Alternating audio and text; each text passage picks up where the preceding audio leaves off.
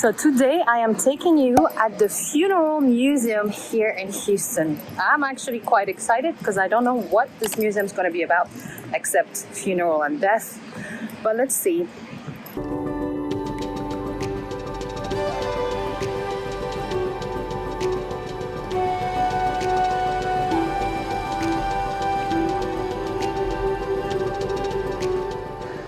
I just got here and it's so far fascinating. Oh my God.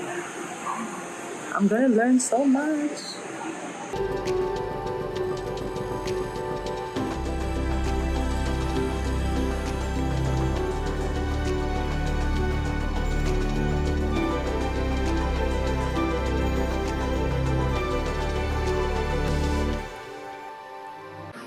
It's interesting to see former President Lincoln without a beard. Oh my God, interesting.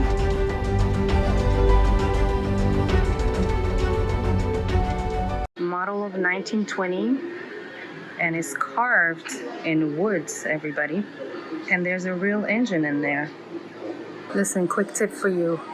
Always go to museum because there's always something new to learn. You know, even if it's something you don't think you might be interested in, and then you ended up learning and seeing things that you might have never seen otherwise. So always be open to learn, and museum is a great place for that. Wow. Look at this. Let's check it out.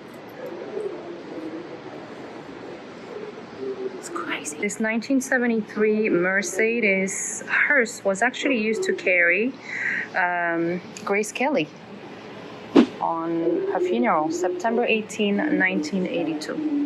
El Día de los Muertos. Mexico, here I come. You know what's really freaky is that I am here almost by myself and there's all these hearses out here, and there's even a lady that looks like she's real, but she's not. But I've been watching a lot of scary movies and a lot of ghost haunted things on YouTube, and now I'm like here where I'm connected to death. All right, let's just keep courageous. We can do this.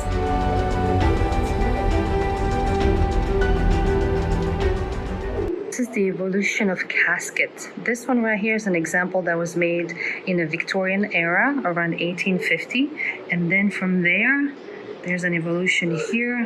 This casket actually had a window. You can look through it. It's like made of metal.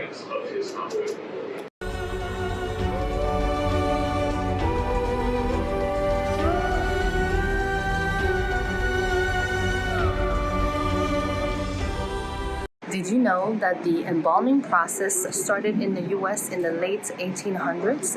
And it was invented by this Dr. Holmes from New York, original gangster, New York.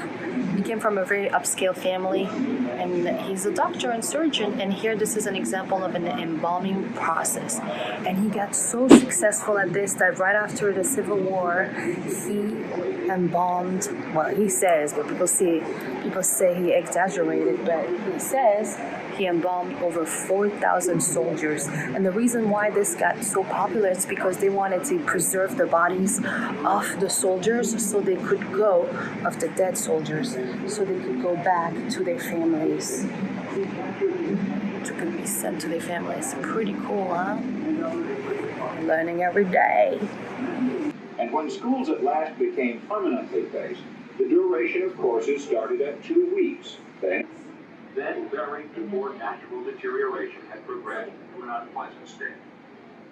At times, however, it was important to treat the body in a way that would preserve it. Early 19th centuries, the viewing was done at home, and this is an example of a casket. As you can see, it opens up on the side, and people used to keep the body for up to 3 days in the homes, and people would come and give the condolences. This is a widow coach from the 1888 to be quite exact. But when I look inside, I'm like, oh my God, look at how narrow this is. Like, people must have been really skinny because I just take this whole space just for myself. Did you know it was a thing to have death photographer? They were actually taking pictures of people who were already dead, and they have to figure out a way to make them stand still. They would dress them up, put makeup on, and it's really hard to tell is they dead or alive. It's crazy. This is the future, everybody. Your body is going to be cremated and going to end up in a piece of jewelry, just like this. And ta-da! And somebody's going to wear you around their neck. Or you can be a tree. Not bad. You're going to put your remains in here, and you're going to grow a tree, my friends. Pretty cool. You can become a painting, just like this. These portraits were made with ashes of your remains.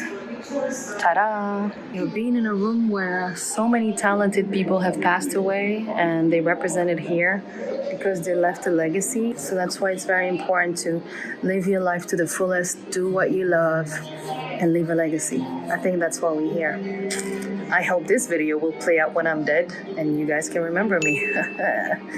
Well, I'm wrapping up my day here. Honestly, I'm pleasantly surprised. I didn't think this was going to be that good and I was going to learn so much. So I'm really glad I came. Just so you know, it's open every day until 4 p.m. and it's only $10 to get in. Treat. You must come. You must come. And right now we have the Museum of Fine Art. Look at this beauty. Woohoo!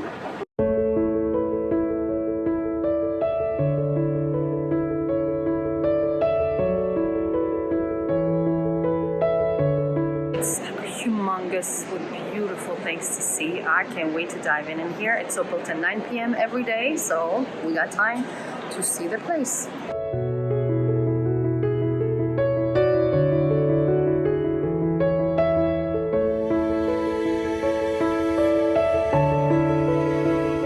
So in this room, we are entering the era of the 16th century arts in Italy. So now we are in the Renaissance, and Rome is considered one of the capital of the Renaissance art.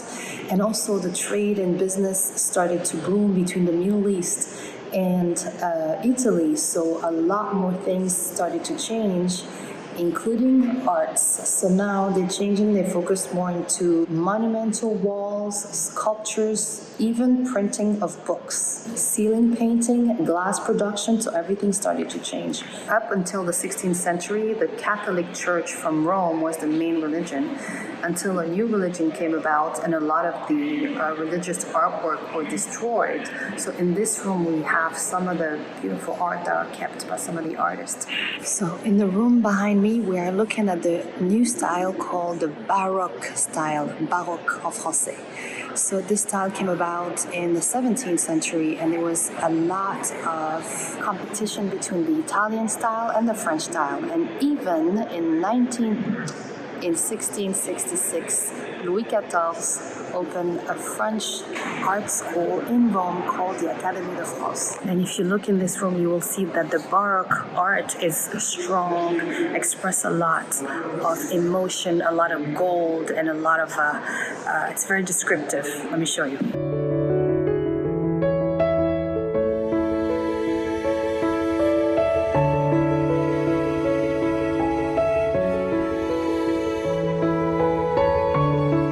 A great example of the Baroque style would be the Chateau de Versailles, the Versailles Castle in France. So in this room, we are looking at the art from the 17th century in the Dutch art. And during that time, it was a time of immense prosperity for the Dutch. They were growing in so many levels when it comes to trading, the military, science. They were really, really wealthy at that time. It was a great period for the Dutch. This is also the time where they started colonizing as well as doing trade with South America and the Indian Ocean. And this is also the time when they started enslaving African people. Okay, unfortunately, I'm hungry. It's 7 o'clock. I will have to come back and do part 2 of the Museum of Fine Art because there's so much more to see. So I will come back and continue the storyline. All right, so today I am at the Art Car Museum, and it's free. So if you want to come here, it's free, but you have to make a reservation. And the reservation, you make it on the website. And you can come here. It's open, I think, every day until 5 p.m. And look at this bad boy. Beautiful.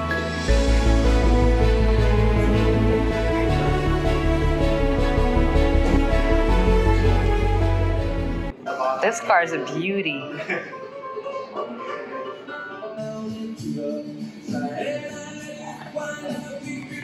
How do you fill it up? Right here. Oh, regular gas? Yeah, tiny little gas tank. And this is the beer can house. Let's go in. All right, so today we're gonna check out the beer can house, which is behind me. And we're gonna go check it out.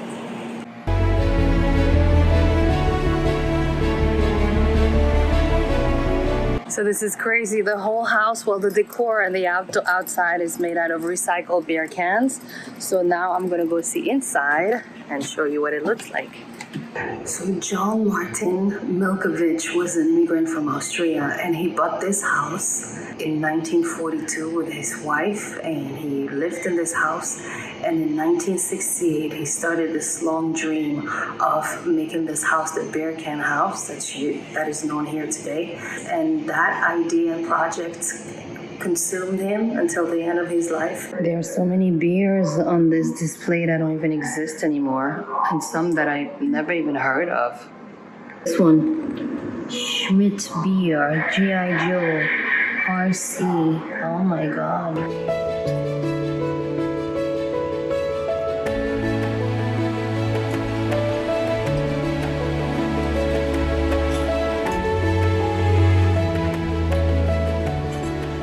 This is like crazy. He started building the house in 1968, and he did it for 20 years until 1988, until he passed away. And during that time, he lived here with his family. So amazing.